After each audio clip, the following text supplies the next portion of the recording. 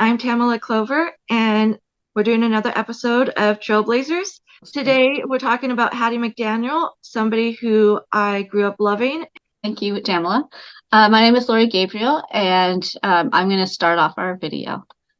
Okay, so her early years. Hattie McDaniel was born on June 10th, 1893, in Wichita, Kansas, with some sources listing her year of birth as 1895. She was the 13th child of her parents, who had been formerly enslaved, which was not only a great injustice, but also a great adversity for the whole family. Her father, Henry, was a Civil War veteran who suffered greatly from war injuries. Her mother, Susan Holbert, was a domestic worker who was a gospel singer. In 1901, Hattie McDaniel and her family moved to Denver, Colorado. There she attended the 24th Street Elementary School, where she was one of only 2 Black students in her class. Her natural flair for singing in church, at school, and in her home was apparent early on and gained her popularity among her classmates. She also won first place in a contest for reciting the story Convict Joe, radio and vaudeville performer. While at Denver East High School, McDaniel started professionally singing, dancing, and performing skits in shows as part of the Mighty Minstrels. In 1909, she decided to drop out of school in order to more fully focus on her career. Hattie McDaniel was a songwriter as well as a performer, and she honed her songwriting skills while working with her brother, Otis McDaniel's Carnival Company, a minstrel show. In 1911, she married her first husband, who died 4 years later. Hattie McDaniel and her sister, Etta Goff, launched the McDaniel Sisters Company, an all-female minstrel show, in 1914.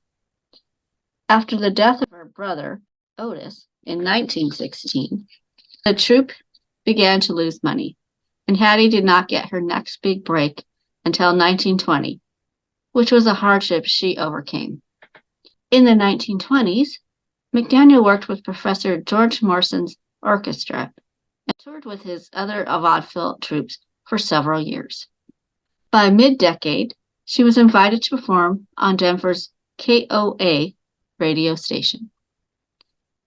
Following her radio performance, McDaniel continued to work the vaudeville circuit and established herself as a blues artist, writing her own work. When projects weren't coming in, she took on attendant work to supplement her income. After the stock market crashed in 1929, McDaniel could only find work as a washroom attendant at Sam Pick's Club Madrid.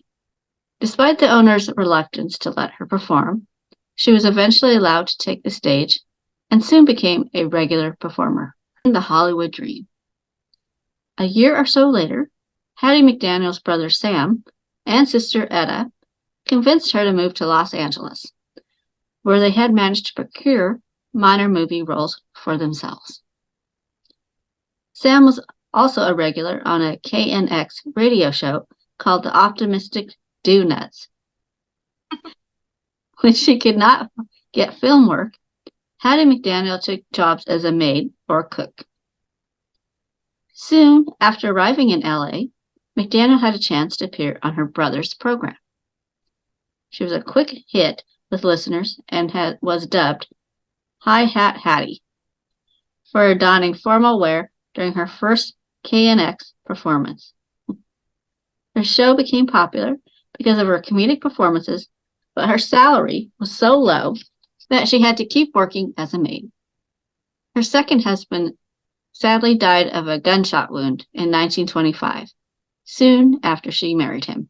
In 1931, Hattie McDaniel scored her first small film role as an extra in a Hollywood musical.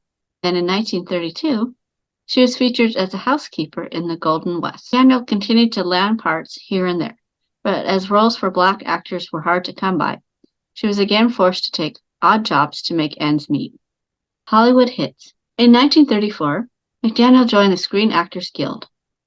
She began to attract attention and landed larger film roles, which began to win her screen credits. McDaniel landed a major on-screen role in 1934, singing a duet with Will Rogers in John Ford's Judge Priest.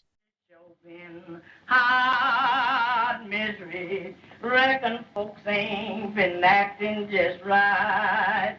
Maybe his stomach's been complaining and he needs a toddy this night. Yes, Lord. Yes, Lord. 'Cause tomorrow he's got to be like Mr. Samson, saving Daniel from the lion's den. Saving Daniel from the lion's den. Yes, Lord.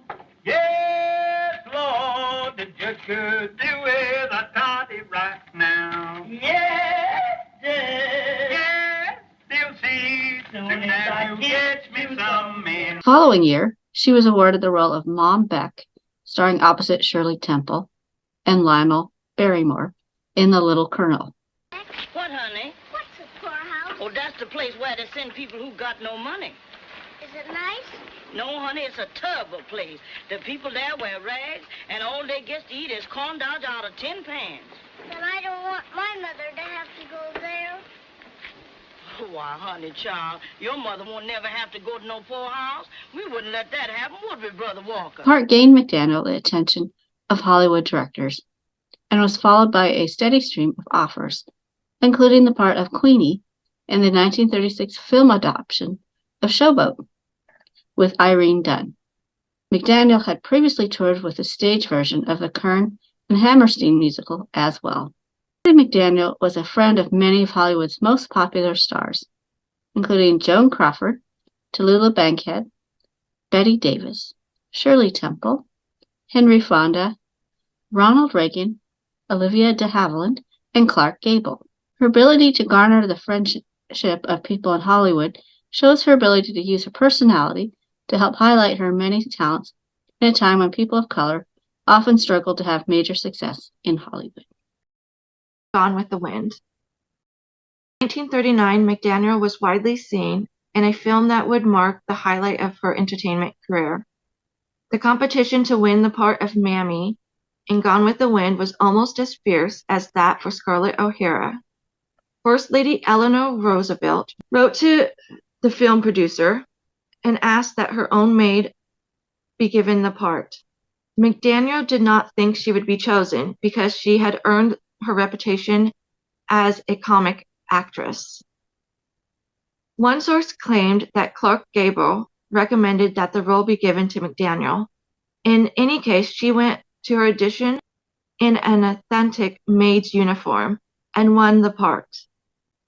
It is hard to express how big this film was, but for decades it was considered one of the best films ever created, despite the many issues in how the Civil War era South and people of color were portrayed in the film. The premiere of Gone with the Wind was a huge deal, but none of the black actors were allowed to attend because of segregation laws.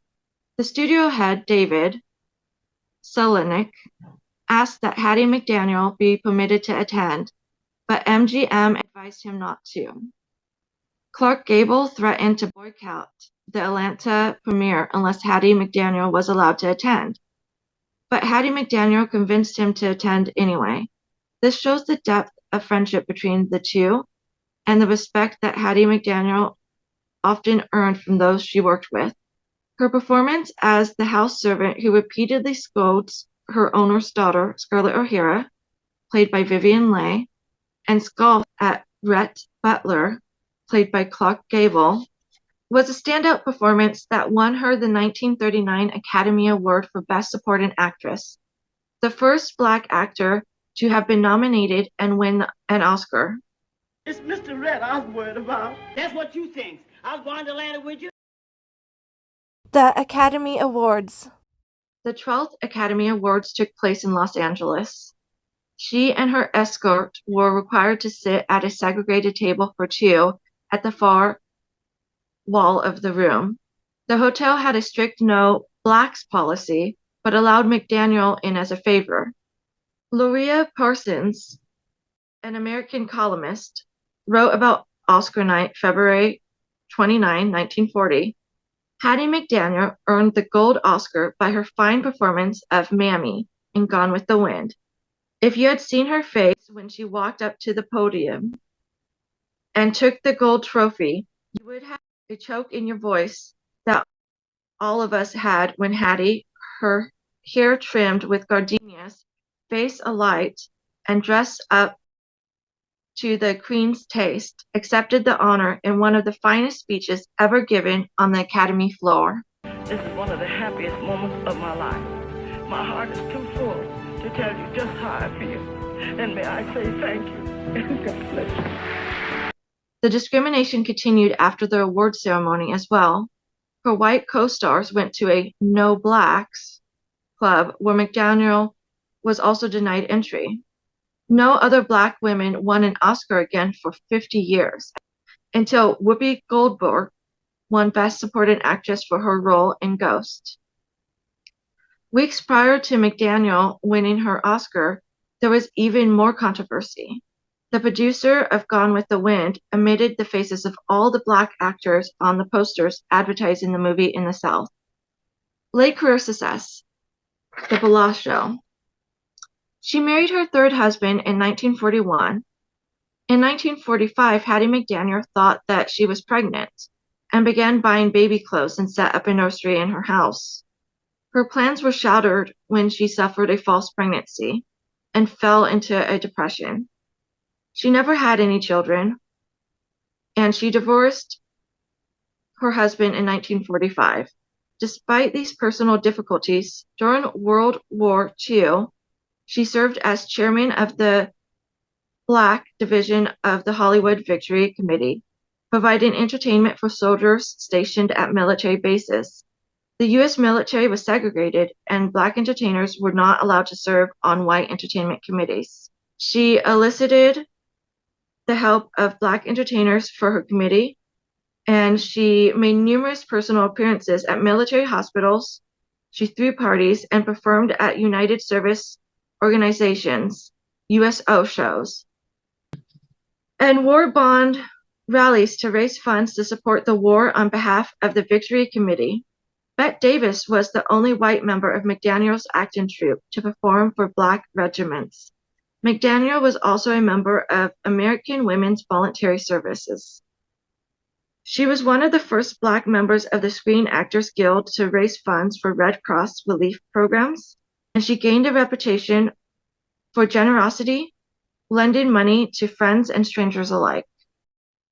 When the film offers began drying up, she responded by making a strategic return to radio, taking over the starring role on CBS's radio, The Bala Show, in 1947. In 1949, Hattie remarried for a fourth time, but divorced after 5 months, citing incompatibility. In 1951, McDaniel started filming for the television version of The Bala Show.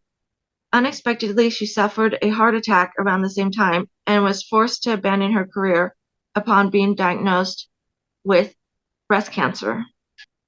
Controversy over stereotypes. Since playing Mom Beck in The Little Colonial, McDaniel had been attacked by the black media for taking parts that perpetuated a negative stereotype of her race. She was criticized for playing servants and slaves who were seemingly content to retain their role as such. While many black people were happy over McDaniel's personal victory and winning an Oscar, they also viewed it as bittersweet. They believed Gone with the Wind celebrated the slave system and condemned the forces that destroyed it. For them, the unique accolade McDaniel had won suggested that only those who did not protest Hollywood's systematic use of racial stereotypes could find work and success there. Walter White then head of the National Association for the Advancement of Colored People, pleaded with African American actors to stop accepting such stereotypical parts, as he believed they degraded their community. He also urged movie studios to start creating roles that portrayed Black people as capable of achieving far more than cooking and cleaning for white people. Some critics felt that McDaniel not only accepted the roles, but also in her statements to the press, acquiesced to Hollywood stereotypes, providing fuel for critics of those who were fighting for Black civil rights. In her defense, McDaniel responded by asserting her prerogative to accept whatever role she chose. She said, "The only choice permitted us is either to be servants for $7 a week or to portray them for $700 per week." She expressed preferring playing a maid to being one. She also suggested that characters like Mammy prove themselves as more than just measuring up to their employers. "I loved Mammy," McDaniel said when speaking to the white press about the character. "I think I understood her because my own grandmother worked on a plantation, not unlike Tara." Hattie McDaniel also said of this role, "I tried to make her a living, breathing character, the way she appeared to me in the book." Death and posthumous recognition. McDaniel lost her battle with cancer in Los Angeles, California on October 26, 1952, at the age of 59. After her death, the groundbreaking actress was posthumously awarded 2 stars on the Hollywood Walk of Fame. She was inducted into the Black Filmmakers Hall of Fame in 1975 and honored with a commemorative U.S. postage stamp in 2006. Hattie McDaniel has also had some recognition over the years, but not nearly the amount her talent deserves. Hattie McDaniel once said, "Her entire race is usually judged by the actions of one man or woman." It seems, however, she was often judged for the racial problems of her time. She is a Black woman who came from unimaginably humble beginnings and made a name for herself in an industry that left little room for following her dreams, and she gave back to those in need, including fellow people of color. She embraced life with a merry and determined spirit despite the adversities she experienced. She took what opportunities she earned and made everything she did her own. I remember watching her as a little girl, and despite the role of Mammy clearly being one lacking the privilege of freedom or justice, Hattie McDaniel demonstrated strength and dignity and a personality that could not be hidden even in a role that was limited by prejudices. She once said, "Every actor and actress is possessed of the absorbing passion to create something distinctive and unique." Hattie McDaniel also said, "I did my best, and God did the rest." It is my hope that people will see this complex woman with the openness to understand that in a time when Black women had limited rights and opportunities, she lived her life as honestly as she could and was an immense talent, a true trailblazer in that time, and someone who is an inspiration to many, including me, showing that sincerity combined with dedication to our dreams can allow us to leave a mark on history. Hallelujah, Lord. Tama, what stood out to you as far as like her early life and the things that she had to go through to get to where she is now? First off, I can't imagine having parents that had been slaves at any point of their lives. I can't imagine the trauma that having that injustice happen to you would entail. I know in my own family, I saw like generations go down in the socioeconomic classes because of being women, and the difficulties with that. But like to have like the limitations of starting off at such a disadvantage and then having so many like siblings, and her dad had injuries and there was all this prejudice still have that alone is so much to overcome and have such a positive spirit about her. And she knew from a young age that she wanted to get into acting, and she stuck with that, which is to me so self-directed and powerful. I agree. She got noticed really early on. Like she went into roles, had very bit parts, but because of how amazing she was, she got offered more and more roles. And that led her to Gone with the Wind. So I think not only her personality, but her tenacity opened up those doors and walk through them and take on challenges that a lot of people really wouldn't do that. Even though her parents were slaves, she had more of a like, I'm going to do this, I'm going to survive this, and I'm going to have a good life kind of personality. I think she'd make an amazing mother because of her personality. And I think it's sad that she wasn't able to do that. But I also feel like because of the role she took on, I think the cast really became her family in a lot of the roles that she had, like Gone with the Wind. She was able to be a mother to some people. I really wish that we had personal diaries or journals or something of her so we could see like some of the internal stuff going on with those things, because she was so positive presenting. I just would love to know more about how she felt personally. She enjoyed life. What I read about her, she enjoyed life, and she chose herself, and she reminds me a lot of the character Scarlett O'Hara in that sense, and also the character she played. Strong women who aren't apologizing for not living up to society standards and wanting to have a nice life. She was a lot nicer than Scarlett O'Hara in her regular life, but she chose herself, and I think that's powerful. I feel like she is a role model for anyone, but especially women. Just to choose yourself is a powerful thing to do in this life, and I think it's a key to success is you have to choose you. That's beautiful. Yeah, I think you're right. Like she was independent. She made up her own mind about what her life was going to be like, and she didn't apologize for it. She actually acknowledged all the amazing experiences she had and was able to share with people. I feel like her perspective is really needed. Like she didn't think of it a negative thing that she was portraying a maid or a chef or cook. She looked at it as an opportunity to have a role that pays $700. At the same time, she had been white, if that role would be the only thing that was offered to her. It's a double-edged sword because back in those days, and it's still today, and there's people that are not given as many opportunities as people like white males or white women. It is getting better, so there's hope. But back then, she really had to decide for herself what she was willing to live with. I think that was part of her charm, is because people were drawn to her and fought for her.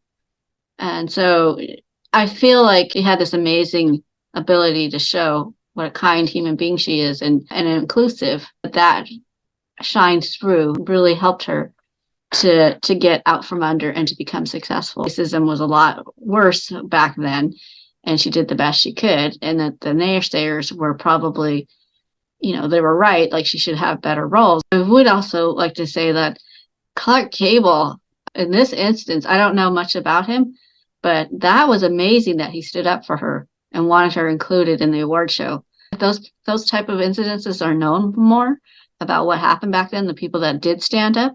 I think our knowledge of history would be much more complete, understanding that humans in every time period have had to deal with a lot of BS and a lot of bias and prejudice and people deciding things for them and not necessarily for the person's best interest. Because a lot of people who fear others, it's a self-hatred. It's also some of the times they're uneducated and they're not willing to be open and learn about other people. Gable, he acted as a good friend to her. I think you're right that a lot more people probably did that than we know about. And I think that is something that a lot of times with all these tensions and prejudices and racism that was going on, it's easy to forget that there really were genuine connections between people that had different backgrounds, and that it's through these connections, I think, that we find unity and find healing. And he also listened to her. He knew what was happening was wrong, but he listened to her and what she wanted. I think that's something that allies need to do. Also, let's not forget that she was a singer. She wrote a lot of her own music. There's still, I think, some out there, and she was always pivoting. And I wonder what she would have done if she could have been like alive right now, because I feel like she would be one of just a great talent in today's age. And I wish we could have seen her in more complex roles than she was allowed to have during her time. And I'm glad that like even today, like there's more diversity in front of the camera and maybe not so much behind it because it tends to be white male dominated. It's getting better. But I think that just having more people that bring their own opinions and their experiences has helped shape things in a different way than it was back then. So it's clear she was a great actress. It was clear that she was amazing in Gone with the Wind, because I remember that, and I just remember like instantly falling in love with her character. Like, I want her to be my friend. But I also realized very early on that this is not all right, that this lady is probably not getting paid. She's probably forced into this job, might be living in a plantation, like a slave. I think people, they are like, Gone with the Wind is a terrible thing. I think they don't recognize that a lot of people who watch it are able to see that what's happening isn't right. And there's a lot of problems with it. But I definitely didn't look at it and think, well, like that's the side that should have been winning. I never once thought that when I saw the film when I was young. I thought, oh wow, war is horrible. And also there's things I didn't understand, but I was with you where I really liked her character. I thought she had a lot of personality and warmth. I guess spunk might be a word, but passion. I also didn't once think she should be in that position. I just didn't understand everything. She was like really impressive. I like that she did a number of shows that she did on the radio over her life where she did female only groups, which was kind of unique to that time. I also like that she has a friendship with Shirley Temple. That was the cutest thing I've ever heard, especially because Shirley Temple ended up going into politics. So she had some very influential friends. I feel like she was, in a way, a trailblazer for women in general and women of color in particular. She, to me, is a trailblazer because she was one of the first people to break the mold and decide, like, I'm going to take these roles, I'm going to make them my own, and I'm going to show them in the best light possible, so that people that come after her to say, like, see her doing that and breaking those barriers. Thank you so much, everyone, for coming and joining. We do appreciate it. And again, we love that you stuck around for the entire video all the way to this end. Please go ahead and leave us a comment. Let us know what you remember about Hattie's performances, what stood out for you in this video. Like and also subscribe. And also like check out our other social media sites as well.